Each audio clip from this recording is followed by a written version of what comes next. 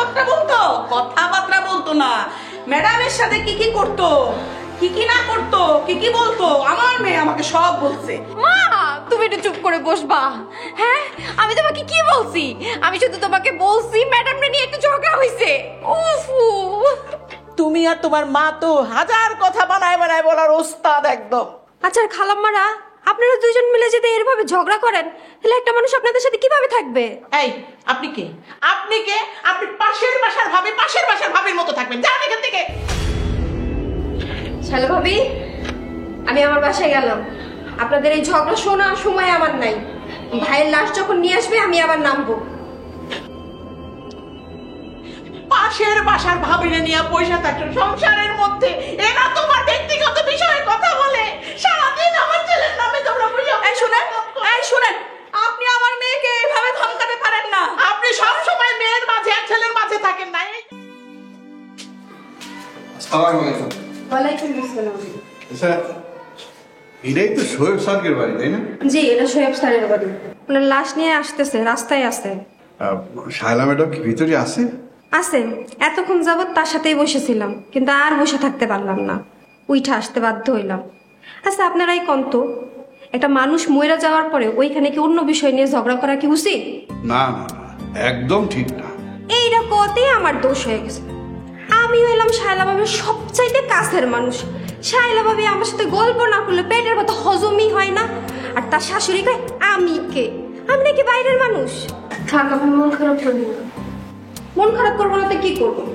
তার ছেলের জন্য শায়লা ভাবির আজকের এই অবস্থা। আচ্ছা আপনারা এই কন্ত দেখি, শায়লা ভাবি দেখতে শুনতে কি কম সুন্দর? না না না না, এটা আপনি কি করছেন?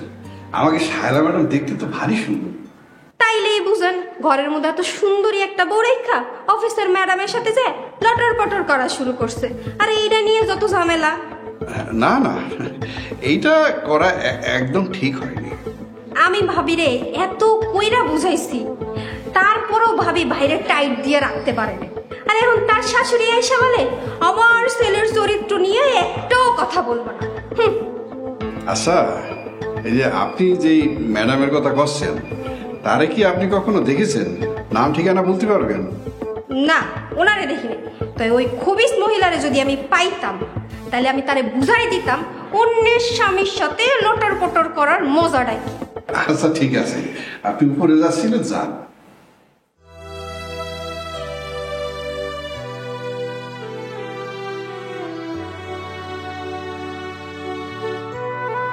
ম্যাডাম, এই অবস্থাতে ভেতরে যাওয়া কি ঠিক হবে?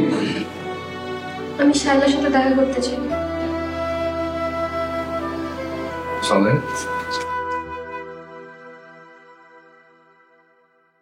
আরে মা, আর কত কান্না করবা? এভাবে কান্না করতে করতে তো অসুস্থ হয়ে যাবে।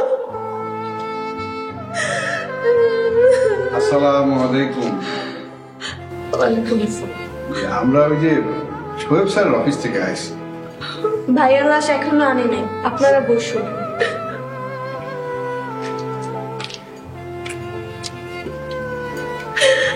ইনি হচ্ছে আমার আম্মা। উনি কে? যে উনি হচ্ছেন আমাদের অফিসের ম্যানেজার। ম্যানেজার। আমরা অনেক দুঃখিত। আপনারা দুঃখিত হবেন কেন? ছেলে তো আমার মারা গেছে, তাই না? আপনি দুঃখিত হবেন কেন? আমরা সবাই শোয়েবকে অনেক ভালোবাসি। তার এইভাবে আমাদের ছেড়ে চলে যাওয়াটা আমরা বিশ্বাস করতে পারছি না। আমাদেরও বিশ্বাস হচ্ছে না ভাইয়া আমাদের ছেড়ে এভাবে চলে গেছে। সবকিছু হয়েছে আমার এই ছেলের বউর জন্য। ও যদি আমার ছেলের উপর এরকম মিথ্যা অপবাদ না দিত, তাইলে এত বড় একটা দুর্ঘটনা ঘটতো না আমার ছেলের জীবন। আসলে ম্যাডাম, এটাই হচ্ছে দুনিয়ার নিয়ম। মানুষ সবাইকে একদিন না একদিন চলে যেতে হবে। আমাকে শোয়েব স্যারও সেরকম আমাকে ছেড়ে চলে গেছে। আচ্ছা ভাইয়া, ভাইয়ার অফিসের ম্যাডামকে, ওনার নাম্বার আপনার কাছে আছে? আমাকে একটু ওনার নাম্বার দিতে পারেন? আচ্ছা শোনেন, আপনাদের অফিসের ম্যাডামকে নিয়ে কি সমস্যা হয়েছে আমাকে একটু বলেন তো। আমি আসলে ওনার সাথে একটু কথা বলতে চাই। জি ম্যাডাম, অবশ্যই কথা বলবেন। তার আগে আমরা একটু শায়লা ম্যাডামের সাথে কথা বলে আসি, ওনাকে সান্ত্বনা দিয়ে আসি, তারপরে ওনার সাথে কথা বলাই দিব। জানি না, চলেন।